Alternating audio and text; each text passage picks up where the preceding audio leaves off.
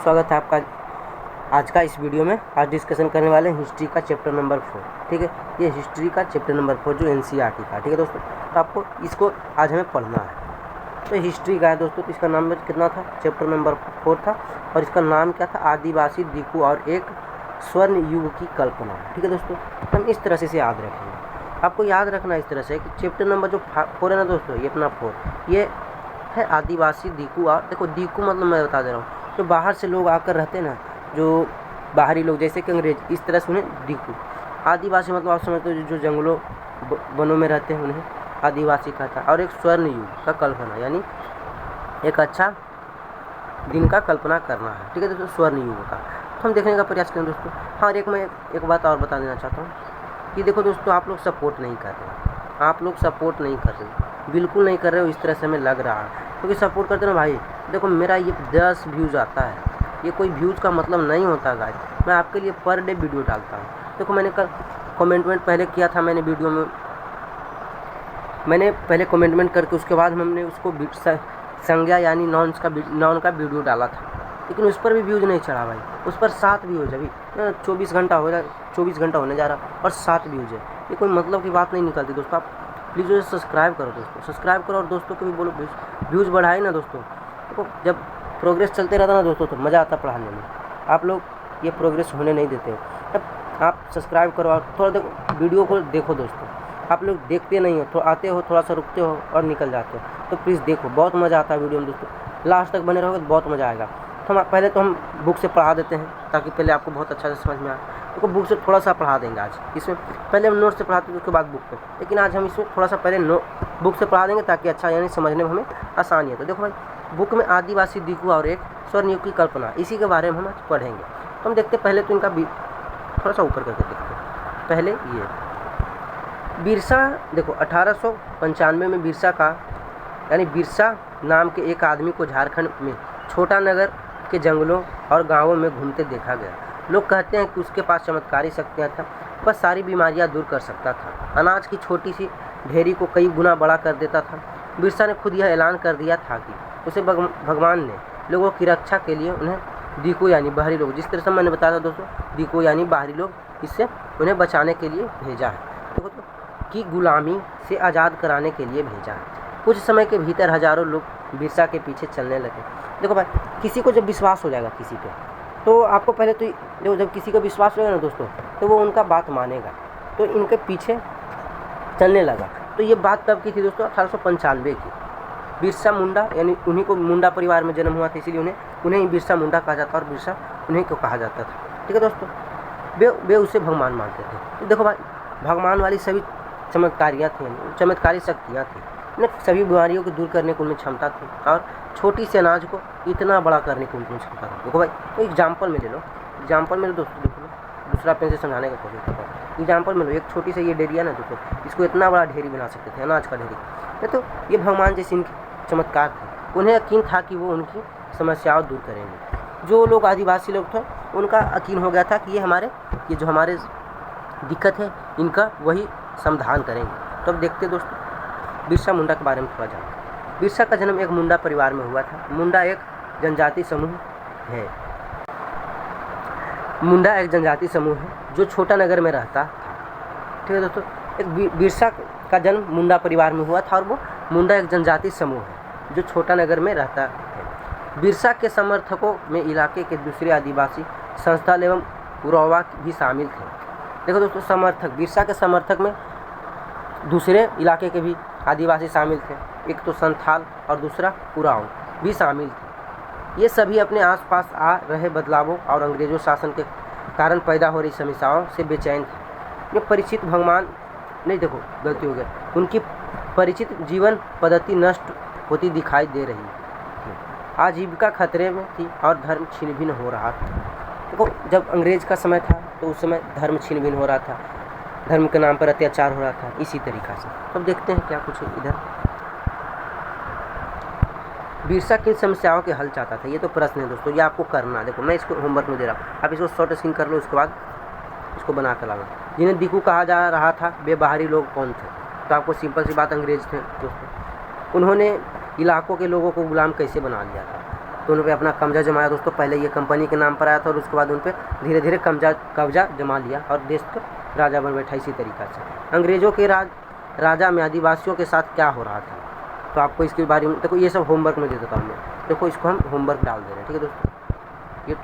ये देखो होमवर्क अब चलने वाला है। देखो ये HW रहा आपका, इसको करना दोस्तों और अपने कमेंट्स में डालना। देखो नहीं अभी भी थोड़ा सा समझ में आता है तो आप कमेंट्स कर सकते हो, और यदि नहीं आता तो देखो इसका 10 कमेंट होंगे ना तो मैं इसका वीडियो डाल दूंगा पूरा, ठीक है। 10 कमेंट हो जाए ना तो इसका क्वेश्चन आंसर जो ये 4 हैं इनके पूरे वीडियो डल जाएंगे। तो अब छोड़ते हैं इसे, अब देखते हैं, अब आगे बढ़ते। देखो पूरा जब छोटा करके देख लेते हैं, जो समझने लायक बात रहेगी हम इसमें समझेंगे। उसके बाद देखो जी ये क्या है, जनजातीय समूह किस तरह जीत रहे थे। 19वीं सदी तक देश में विभिन्न भागों में आदिवासी तरह तरह की गतिविधियों से संक्रमित थे, ठीक है। झूम खेती करते थे, कुछ झूम खेती करते थे, उनमें कुछ समुदाय झूम खेती करते थे। झूम खेती घुमंती खेती को कहा जाता है, जो खेती अधिकांश जंगलों के छोटे छोटे भूखंड पर किए जाती थी। वे लोग जमीन तक धूप लाने के लिए पेड़ के ऊपरी हिस्से को काट देते और ज़मीन में ऊपरी घास भूस जलाकर साफ कर देते। इसके बाद वो घास भूस के जलाने से पैदा हुई राख खाली ज़मीन हो जाती थी, उसे छिड़क कर इस राख को पोटास होती थी, ठीक है दोस्तों।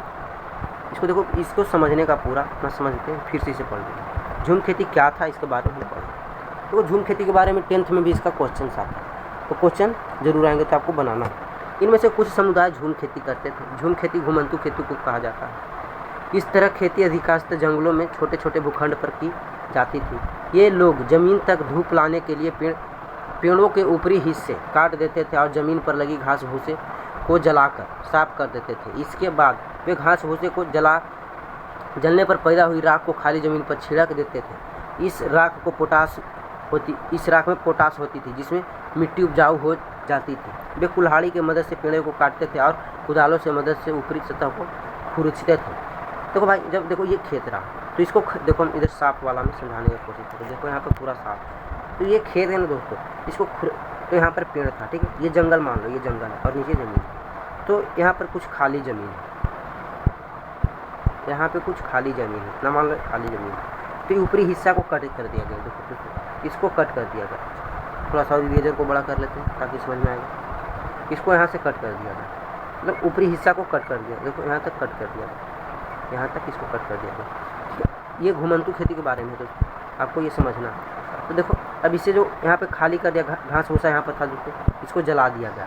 क्या कर दिया गया? जला दिया गया। इसको जलाकर इसको काला हो गया, ये पूरा काला हो गया दोस्तों, हम रेड मान लेते हैं, ठीक है। तो इसको फिर इसमें जो इसमें आग लगने के बाद जो भूसा भूसा जला दोस्तों, वो पानी के रूप में बचा। तो फिर दूसरे सतह पर छीट कर उसे फिर कुदार की मदद से खरोचा गया, ठीक है दोस्तों, खरोचा गया। तो यहाँ तक समझ लें दोस्तों। थोड़ा सा और देखते हैं। देखो परती क्या है, परती के बारे में देखेंगे, साल, ठीक है। तो परती कुछ समय के लिए बिना खेती छोड़ दी जाने वाली ज़मीन ताकि उसकी मिट्टी दोबारा उपजाऊ हो जाए, तो उसे परीत कहते हैं, ठीक है दोस्तों। अब देखते क्या है, दोबारा उपजाऊ हो जाए, ये तो खत्म हो गया। साल एक पेड़ है, ठीक है दोस्तों। महुआ एक फूल जिसे खाया जाता है या शराब बनाने के लिए इस्तेमाल किया जाता है। आप लोगों ने जब पेपर ऊपर पढ़ा होगा दोस्तों, तो उसमें पता चला होगा कि महुआ का भी शराब बनता है, उसे देसी शराब कहते हैं दोस्तों, महुआ का जो बनता है। ये क्या है दोस्तों? तो हमारे कुछ देखो लास्ट तक आ चुके हैं दोस्तों, लास्ट पेज तक आ चुके। इसमें कुछ बताने लायक नहीं है, बताने लायक है तो बोलो दोस्तों, कमेंट्स में करो, मैं उसे फिर से बताने का कोशिश करूँगा।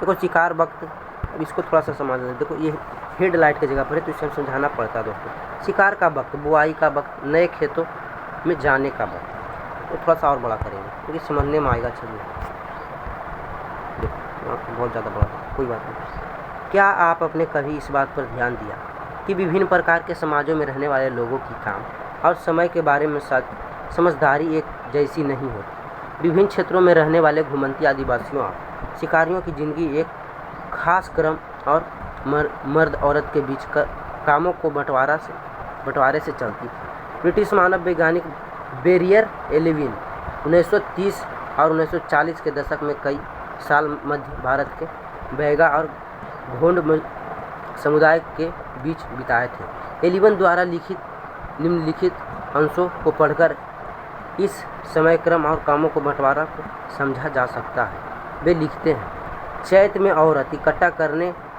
करने और बचे खुचे ढूंढों को काटने जाती थी। पुरुष बड़े बड़े पेड़ को काटते थे और शिकार पर जाते थे।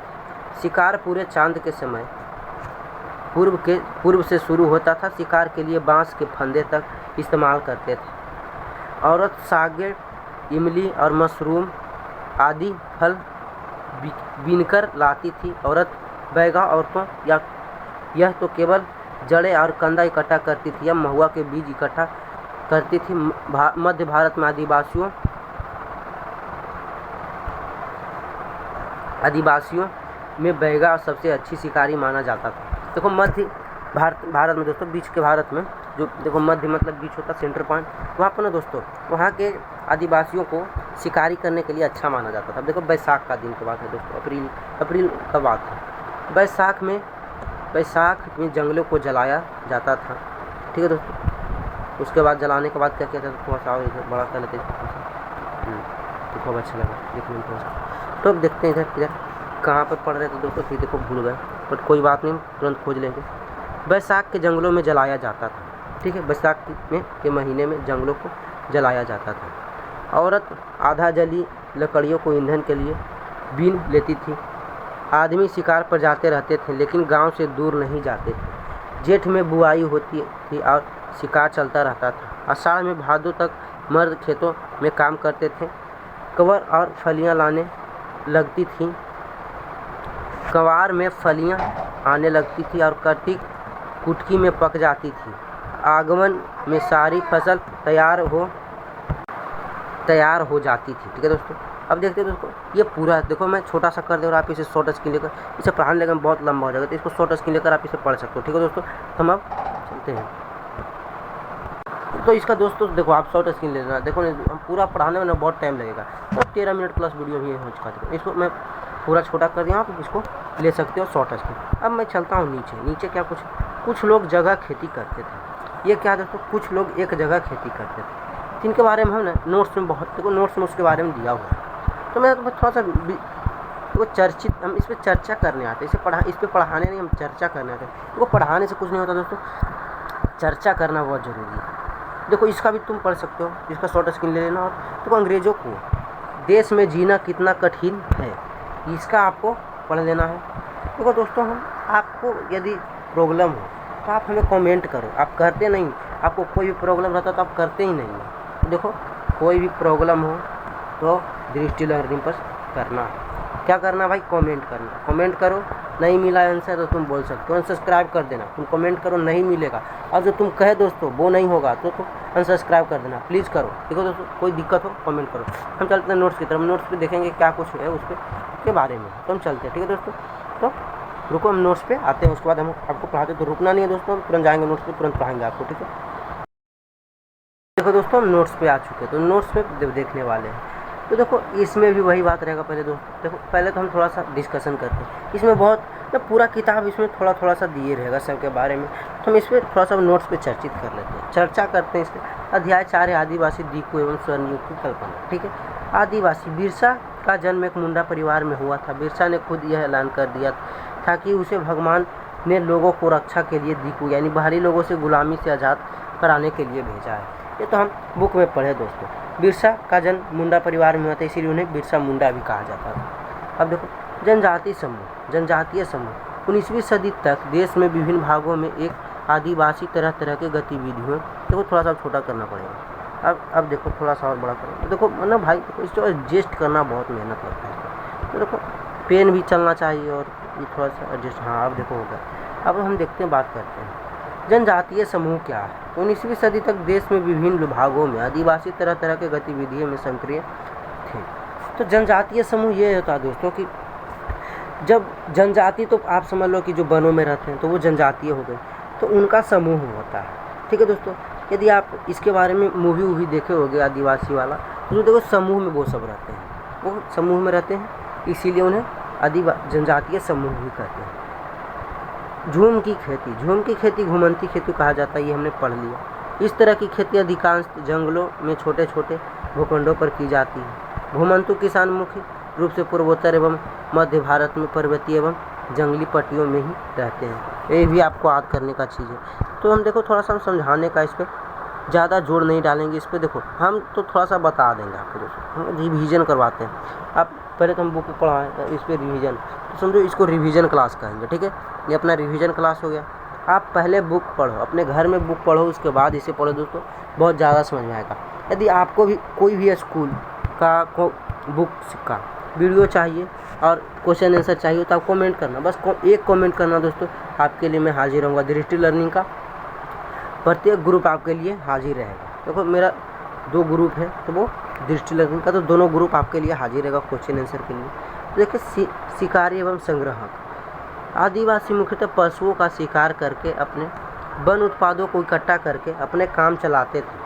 खाना पकाने के लिए साल और महुए के बीज का तेल इस्तेमाल करते थे। साल एक पेड़ था दोस्तों, और महुआ का बीज के बारे में जानते हैं। तो पकाने के लिए जब खाना बनाते थे शिकारी लोग, तो इन्हीं का महुआ का बीज और साल का बीज का तेल का इस्तेमाल करते थे। इलाज के लिए बहुत सारी जंगली जड़ी बूटियों का इस्तेमाल करते थे। इलाज के लिए ना कोई वो हॉस्पिटल जाते थे, वो शहर अभी भी तो बहुत सारे जनजाति लोग हॉस्पिटल नहीं आते दोस्तों, खुद से मंत्र वंत्र पढ़कर और जड़ी बूटियों से ठीक कर लेते। जंगलों से इकट्ठा हुई चीज़ों को स्थानीय बाजार में बेच देते थे। जंगल से कोई भी लकड़ी लिया दोस्तों, फल लिया दोस्तों, उसको मतलब फल लकड़ी इत्यादि, मतलब उसे जंगलों से लेकर शहर में बेचकर या बाज़ारों में बेचकर उनसे पैसे प्राप्त करके अपने ज़रूरत के सामान खरीदते थे। मध्य भारत के बैगा, यानी देखो मिडिल पॉइंट हो गया, देखो ये है, देखो भाई देखो अपना ये रहा, ठीक है, ये पूरा भारत है, तो ये यहाँ पर मध्य हो गया, ठीक है दोस्तों। तो हम मध्य की बात करेंगे, तो मध्य में क्या है तो देखते थोड़ा सा। और औरों के लिए काम करने से कतराते थे। बैगा खुद को जंगलों के संतान मानते थे, जो केवल जंगल के उपज पर ही जिंदा रहती थी। मजदूरी करना बैगाओं के लिए अपमान है। देखो दोस्तों मध्य भारत के बैगा लोग थे, मध्य भारत में बैगा लोग रहते थे। ये मिडिल पॉइंट है दोस्तों, यहाँ पे बैगा जनजाति रहते थे। वो खुद को जंगल के संतान मानते थे और वो जंगल के उपज ही खाते थे। पेड़ हो गया, पेड़ नहीं खाते थे दोस्तों, पेड़ पे लगे फल, उनके पत्तियाँ, जो खाने वाली पत्तियाँ होती हैं वो, पेड़ और इत्यादि, उन्हीं सब को खाकर वो जीवित रहते थे। मजदूरी करना उनके लिए अपमान था, ठीक है। अब तो इसको पहले तो ख़त्म करना पड़ेगा दोस्तों। अब देखो पशुपालन, इसको थोड़ा सा बड़ा ऊपर करके देखते हैं, पशुपालन क्या है। तो आप थोड़ा बहुत जानते हो, थोड़ा बहुत इसको समझाने का बस करेंगे तो आप समझ जाओ। पशुपालन, बहुत सारे आदिवासी समूह जानवर पालकर अपनी ज़िंदगी चलाते थे। वे चरवाहे थे जो मौसम के हिसाब से मवेशियों या भेड़ों के रेवड़ लेकर यहाँ से वहाँ जाते रहते थे। रेवड़ मतलब देखो समूह होता है दोस्तों, ठीक, मौसम के अनुसार। देखो एक चीज़ रहा तो ऐसे ही हो गए, बहुत सारे बकरी भेड़ आदि सब रहे ना दोस्तों, उन्हें रेवड़ कहते थे, ठीक है। तो रेवड़ लेके यहाँ वहाँ चराने जाया करते थे, ठीक है। देखो पेन बदल कर पढ़ाएंगे, अच्छा लगेगा पढ़ाने में। पंजाब के पहाड़ों में रहने वाला वन गुज्जर और आंध्र प्रदेश के लवणिया और आदि समुदाय गाय भैंस को झुंड पालते थे। पंजाब के पहाड़ में रहने वाले गुज्जर, मध्य प्रदेश की लवाड़ियाँ और आदि समुदाय गाय भैंस को झुंड पालते थे। कुल्लू के गद्दी समुदाय लोग गड़ेड़ियों थे और कश्मीर के बकरवाला बकरियाँ पालते थे, ठीक है दोस्तों। तो आप यहाँ तक समझ चुके हो। पशुपालन में भी कुछ अपना मेहनत के अनुसार बताने का प्रयास करें। खेती, अब खेती क्या है? अंग्रेजों को लगता था कि 19वीं सदी से पहले गोंड होगा दोस्तों, देखो गोंड और संथाल आदिवासी समूह शिकारी संग्रह किया। झुमंतु खेती करने वाले लोग अस्थायी रूप से एक जगह बसे और सभ्य जरूरी था। औपनिवेशिक शासन के आदिवासियों के जीवन पर क्या असर पड़े? तो देखो दोस्तों उनका मानना था कि खेती करे तो गोंड लोग और संथाल लोग थे, वो अलग अलग रहकर खेती किया करते थे, एक जगह नहीं रहते थे दोस्तों, ठीक है। तब देखते हैं उन पर शासन जमाने के लिए बहुत मेहनत करता। तब देखते हैं आदिवासी के मुखिया, ये क्या कुछ है इसके बारे में हम देखेंगे।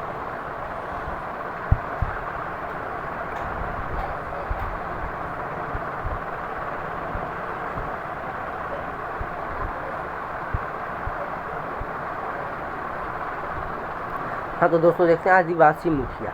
आदिवासियों के लिए मुखिया का महत्वपूर्ण स्थान होता था। जैसे आज गांव में मुखिया का महत्वपूर्ण स्थान होता है दोस्तों, इसी तरह से आदिवासी के लिए भी मुखिया का महत्वपूर्ण है। इनके पास और से भी ज़्यादा आर्थिक ताकत होती थी। वे अपने इलाके के नियंत्रण रखते थे। कई जगह उनकी पुलिस होती थी और वे जमीन पर एवं वन प्रबंधन में अस्थायी नियम खुद को बनाते थे। ब्रिटिश शासन के लिए शक्तियाँ छीन गई। पहले आदिवासी मुखिया रहता था दोस्तों आज की तरह, तो उन्हें उनकी शक्तियाँ ब्रिटिश द्वारा छीन लिया गया। धीरे धीरे उनकी शक्तियाँ था दोस्तों उसको छीन लिया गया। आदिवासी मुखिया थे वो ज़्यादा मजबूत नहीं थे, उन्हें छीन लिया गया, उनकी शक्तियों को छीन लिया गया। घुमंतु कस्ताकार, ऐसे समूहों को से अंग्रेज काफ़ी परेशान थे जो यहाँ वहाँ भटकते रहते थे। अंग्रेज किससे परेशान था दोस्तों? जो यहाँ वहाँ भटकते रहते थे, एक जगह चैन से नहीं रहते थे और एक जगह ठहर कर नहीं रहते थे। वे चाहते थे कि आदिवासियों के समूह एक अस्थायी रूप से खेती करें और अस्थायी रूप से एक जगह रहने वाले किसान को नियंत्रण करना आसान था। अंग्रेज अपने शासन के लिए आमदनी का नियमित स्रोत भी चाहता था, इसीलिए ज़मीन को माप कर लगान तय कर दिया। घुमंतु कस्ताकार थे दोस्तों, वो घूम घूम कर खेती किया करते थे। अंग्रेज चाहता था कि वो एक जगह रहकर अस्थायी रूप से खेती करें। अस्थायी रूप से एक जगह रहने वाले किसान को नियंत्रण करना आसान था, इसीलिए कहता था दोस्तों। अब वन कानून क्या है इसे देखते हैं। अंग्रेजों के सारे देखो पेन का कलर बदलना पड़ेगा पर नियंत्रण स्थापित कर दिया था और जंगलों को राज्य की संपत्ति घोषित कर दिया था। कुछ जंगलों को आरक्षित वन घोषित कर दिया था। ऐसे जंगल जहाँ अंग्रेजों की ज़रूरत के लिए इमारती लकड़ी पैदा होती थी। इन जंगलों में लोग स्वतंत्र रूप से घूमने और बता खेती करने की इजाज़त नहीं थी दोस्तों। ये वन कानून के अंतर्गत में दोस्तों यहाँ इमारती लकड़ियाँ यानी घर बनाने वाली लकड़ियाँ मिलती थी, जो कि सिर्फ अंग्रेज़ों के लिए रहती थी दोस्तों। इनमें जंगली लोगों के लिए, जंगलों में रहने वाले लोगों के लिए स्वतंत्र रूप से घूमना, झूम की बद खेती करना और देखते थोड़ा सा ऊपर क्या कुछ है इस पर देखते हैं। करने, फल इकट्ठा करने या पशु का शिकार करने का इजाज़त नहीं था। उसके अंदर किसी चीज़ का इजाज़त नहीं था दोस्तों जो कर सके। अब देखते हैं स्प्लेयर क्या है। लकड़ी के जैतिज तख्ते जिन पर रेल की पटरियाँ बिछाई जाती थी। स्लीपर इसे कह सकते हैं दोस्तों। स्लीपर मतलब देखो आपको इस तरह से याद रखना, स्लीपर मतलब चप्पल। तो चप्पल नीचे रहता है ना, देखो अपने शरीर के नीचे वाले पैर के हिस्से में चप्पल रहता है दोस्तों। तो स्लीपर तो देखो पटरिया, देखो इस शरीर मान लो पटरी का। तो पहले तो उसके बाद देखो, पहले मैं इसको समझाने का बात करता हूँ, ठीक है दोस्तों। पहले तो देखो थोड़ा सा मोटा रहेगा पेन, अच्छा लगेगा समझने दोस्तों। बात हम इसके बारे में कहते हैं, ठीक है दोस्तों। थोड़ा सा इतना बड़ा कर दिया। अब ये हो गया, देखो ये बराबर रहना चाहिए दोस्तों, तब अच्छा से समझ में आपको आएगा। देखो ये रहा, ये मानो चम मैं लगा दिया, ठीक है। अब इसके ऊपर से दो पटरियाँ बिछा दी। पटरियाँ दो ही रहती है दोस्तों रेल पे जाने के लिए। अब इधर चाबी से कस दिया गया, ठीक है दोस्तों। इधर चाबी, इधर चाबी, इधर चाबी, इधर चाबी लगा के इसे कस दिया गया, ठीक है। तो ये जो रहा दोस्तों अपना, ठीक है दोस्तों, ये जो अपना रहा मैं बताता हूँ क्या। ये लकड़ी था दोस्तों, ये वाला पूरा जो लकड़ी का हिस्सा था ये वाला, इसी को स्लीपर कहा गया। तो आप इसे समझ गए होगा अच्छे तरीके से। तो हम बढ़ते हैं व्यापार समस्या का। 18वीं सदी में भारतीय रेशम एवं रूपा बाजार में भारी मांग थी। 18वीं सदी में भारत के रेशम और के यूरोप में बहुत भारी मांग थी। भारतीय रेशम की अच्छी गुणवत्ता सबको आकर्षित करती थी और भारत का निर्यात तेजी से बढ़ रहा था। जैसे जैसे बाजार फैला, ईस्ट इंडिया कंपनी का अफसर इस मांग को पूरा करने के लिए रेशम उत्पादन पर जोर देने लगे। देखो दोस्तों, जब कोई चीज़ अच्छा रहेगा, गुणवत्ता वाला रहेगा, लाभदायक रहेगा, तो उसकी निर्यात बहुत तेज़ी से होने लगेगी। तो इसी तरीक़ा से रेशम का निर्यात बहुत तेज़ी से होने लगा, बाज़ार में फैलने लगा। ईस्ट इंडिया कंपनी अफसर की मांग पूरा करने के लिए इसे रेशम के खेती के लिए जोर डाला गया। देखो अब काम की तलाश। 19वीं सदी के आखिरी में ही चाय बागान फैले थे। खदानों में काम करने के लिए आदिवासियों की बड़ी संख्या में भर्ती किया गया। 1831 से 32 में कुल आदिवासियों, 1855 में संथालों ने बगावत कर दी। मध्य भारत के बस्तर विद्रोह 1910 में हुआ। 1940 में महाराष्ट्र की बलि विरोध। तो हम आपको बता देना चाहते हैं दोस्तों, काम की तलाश में। तो 19वीं सदी के आखिरी में चाय का बागान फैलने लगे थे दोस्तों। खदानों में काम करने के लिए आदिवासियों की बड़ी संख्या में भर्ती किया गया दोस्तों। 1831-32 में कुल आदिवासियों और 1855 में संथालों ने बगावत कर दी। बगावत मतलब दोस्तों विद्रोह करना होता है, ठीक है दोस्तों, तो आपको याद रखना। मध्य भारत में बस्तर विरोध कर दिया, ठीक है, विद्रोह करा, ठीक है दोस्तों। 1910 में कर दिया। 1940 में महाराष्ट्र के बल्ली विद्रोह हो गया। तो इसी तरह से विद्रोह होते रहा। अब बिरसा मुंडा के बारे में देखते हैं। बिरसा मुंडा का जन्म 1870 में हुआ था, आपको याद रखना। दशक के मध्य में हुआ। बिरसा का आंदोलन आदिवासी समाज को सुधारने का आंदोलन था। उनका आंदोलन कैसा था दोस्तों? आदिवासी समाज का सुधारने का आंदोलन था। और मशीनरियों और हिंदू जमींदारों का भी विरोध किया करते थे। जो मशीनरियों यानी मशीन से जो कामें होती थी उनका भी विद्रोह करते थे, और हिंदू जमींदार का भी लगातार विद्रोह करते रहे। यह आंदोलन मायानों में महत्वपूर्ण थे, ठीक है दोस्तों, ये महत्वपूर्ण थे। पहला था, इनमें औपनिवेशिक सरकार ऐसा कानून लागू करने के लिए मजबूर किया जिनके लिए दीकू लोग आदिवासियों की ज़मीन पर आसानी से कब्जा कर सकें। दूसरा, इसमें एक बार फिर जता दिया अन्याय का विद्रोह करने के लिए औपनिवेशिक शासन का विरुद्ध अपने गुस्से पर अभिव्यक्त करने की आदिवासी सक्षम है। वैष्णव किसे कहा जाता है? तो विष्णु को पूजा करने वाले को वैष्णव कहा जाता है। ये तो सिंपल सी याद रखने की बात है। देखो अपना चैप्टर हो गया ख़त्म दोस्तों। अब हम आ चुके हैं सादा पेज पे। हम सादा पेज पर कुछ नहीं कहेंगे दोस्तों।